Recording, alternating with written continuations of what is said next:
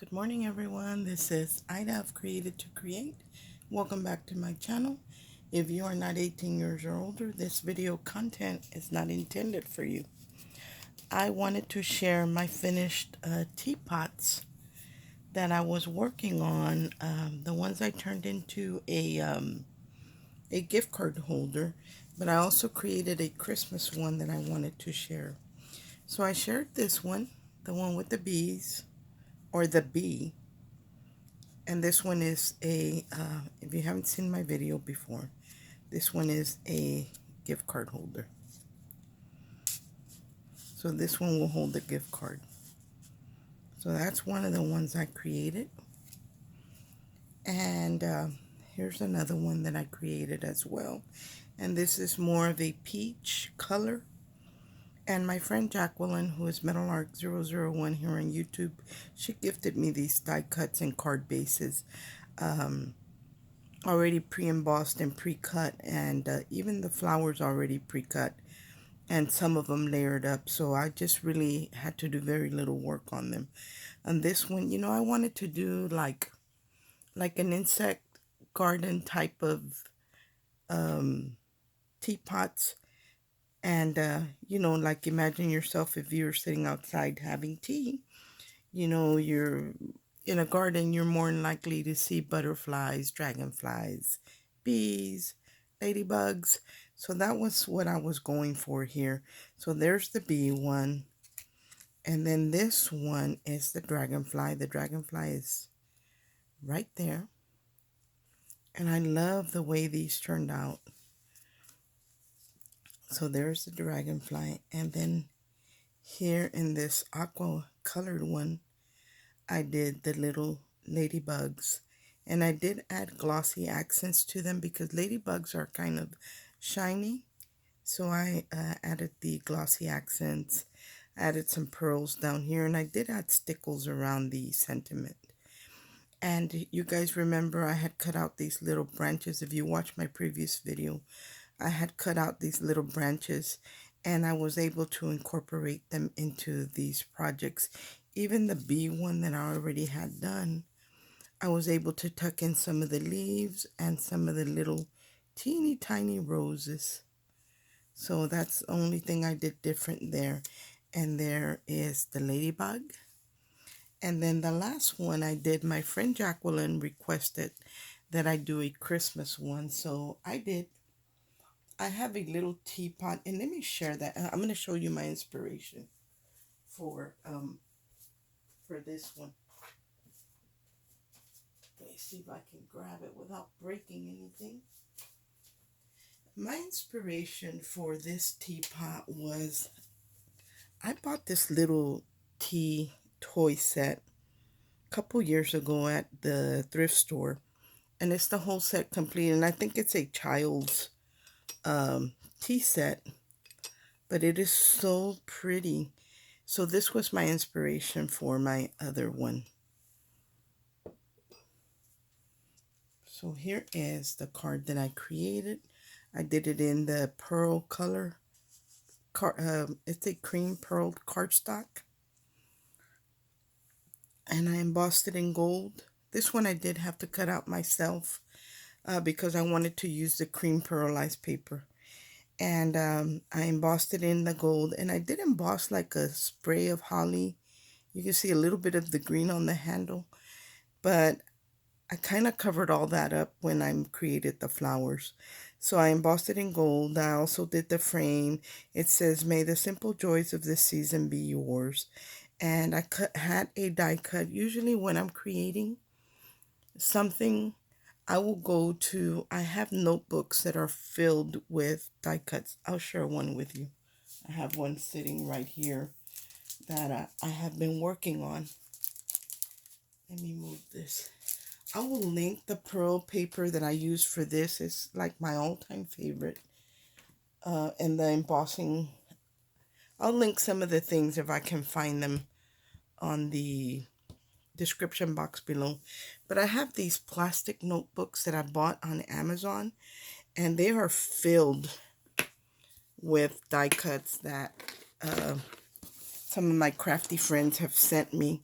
And I'm sorry for the glare, but this particular one is my carnation craft. And the one who has cut a lot of this out and sent it to me is my friend Jackie. And that kind of inspired me to do some as well. So she sent me a lot of this. And when I'm creating, this is how I keep it so it doesn't spill out. And I use these little different types of coupon card sleeves, or they're either for those or for the sports cards that kids collect. So I use all kinds of combinations of pockets to keep these sorted out. And then I have it in this notebook that is a clear notebook, and it does close completely. And the reason I do that is so if something falls out of the pocket, it will stay within the case, because if you see, the case has sides and it closes. This one's overfilled and it'll snap. It's got snaps on either side, so nothing spills out. So that's how I keep my die cuts. So I have a couple of them for Christmas that have die cuts that either I cut and didn't use or somebody gifted them to me. So I found this little piece in there that I had cut and didn't use, and I really cut it up to put it in here. It really doesn't go the way I have it here, so this gold one, but it is in the gold cardstock, gold foil cardstock. And then these little flowers, these little poinsettias, are the Heartfelt Creations, the small poinsettias that came out, I think last year or the year before. And my friend Sabrina, who is the S Factor Studio here on YouTube, she had sent me a little bag full of, they weren't colored in, but they were stamped in red, and they were already shaped. So all I did was go into my box where I have those, and I colored them in, and I made them a very deep red, and they were already shaped, so I didn't have to do anything. The leaves, I had them in there as well, and they were stamped. She had stamped them in green, and all I did was color them in. But look at how deep that color is. They are so pretty. And then what I did to the little holly that was in there that she gifted me, after I colored it in green, I did brush some glossy accents on it to give it that shiny look that holly has. So that's what I did. Then I added little flat back crystals to mimic berries. And I love, this one is not a gift card holder. And I love, love, love the way it came out. Now, only the front part is in the pearlized paper. I have the same paper color in just a regular cardstock. So that's what I did. That's what I cut out my base in. And it is 110-pound cardstock. So it's really, really sturdy. And it does stand up if I wanted to display it standing up. But I love the way this one came out. I have to say, this is my favorite, but this was the inspiration for it. And then I was playing with, my tattered lace poinsettias and creating some poinsettias. And when I went to shape them, I thought, I don't know what I was thinking, but the old poinsettia ones, they're called the sparkling poinsettia, I thought had the the shaping mold to it, and it didn't. And I think I recall mine having shaped the ones I made before, but I think I embossed them in the Tim Holtz embossing folder. And I think that's how I gave them the shape that they had. So these I shaped by hand, but I want to share with you what they look like. Look at how pretty these are. So these I cut them out. I stamped in white embossing powder on a pink paper. And this is the heavyweight paper that from Michael's that has the different shades of pink. That's heavyweight. I think it's 100 or 110-pound cardstock. So that's what I did. I stamped it in the white. I cut it out. And after I had cut it out, usually a poinsettia has, like you do, two of the same size and then one smaller. So, and then the berries.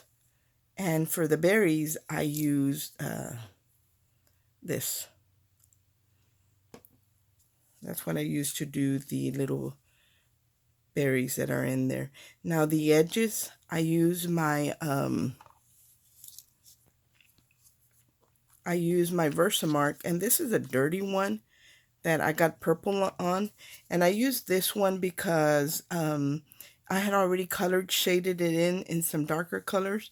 In the warm lipstick, I shaded the centers of these flowers a little bit with that color, and I didn't want to get ink on my new one, so I used my old one. It's still good, it's just painted, and all I did was take the edges of the petals, the sides, and I would just rub the ink pad just on the edges, on some of the tips, or on all of the tips, but I just kept it on along the edge. And then I use, where's the embossing powder I used? I used this embossing powder by Recollections. It is so pretty. It has iridescent glitter in it, and it's gold. It's called Sparkle Embossing Powder. And I don't know what the color, it's called Clear Gold. And I'm going to share it with you because I have some here that I'm using, so you can see how pretty that embossing powder is. I hope there's enough light. It's still pretty early right now. And that's what I used for the edges on here, and they ended up real pretty. So there's that one, and then here's a smaller one that I made, and I'm still going to make more. That's why I have my powder in that tray, because after I put before I even shaped them, after I added the Versamark on the tips, then I would just kind of dip them into this little tray to get the embossing powder where I want it. Now, if you get too much embossing powder and you want to take a little off, just take a little brush and brush some of it off before you heat set it. So there's one. Then I thought, well, I'm going to make one out of vellum, but vellum is very delicate, or the vellum that I have. So I only cut out one set of the flower, or they're actually leaves. And I did emboss them in the white, and they're like, where the color comes in is I colored them in the back, and it shows through. So my colors, you can see, is in the back. But see how these are torn, these leaves? I'm going to have to glue those down because this vellum is just regular vellum, and it's not very sturdy. But they ended up really, really pretty. Again, there are the berries. So I just kind of did one paper one on the bottom, and then the two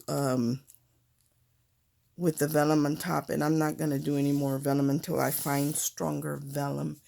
And then I made some little, I was making some greenery. And because they're a very light color, I felt like the greenery should be very pale as well. So these are just pieces. Like this one is actually a whole piece that I cut apart because I was going to glue them in place, and then I changed my mind and thought, no, I'll just leave them for now finished, and if I decide to use them on anything or to give them to anybody, I can just include them and they can glue them wherever they want. But typically, you would glue a little piece like that, like something like that. But I decided to just leave them off. And so I did the gold one with the berries. Then I did this one and I added the glossy accents to give the holly that shiny look that it has. And I realized I really didn't have any colors to make berries, so I should be getting some in today. And then this is another die, like the gold one. I cut it apart. It actually goes together there. And again, I did add the glossy accents to it, and I added berries with these, the pearl drops. Anyway, guys, that's all I had to share with you today. I hope everyone is having a great day, and God bless. Bye.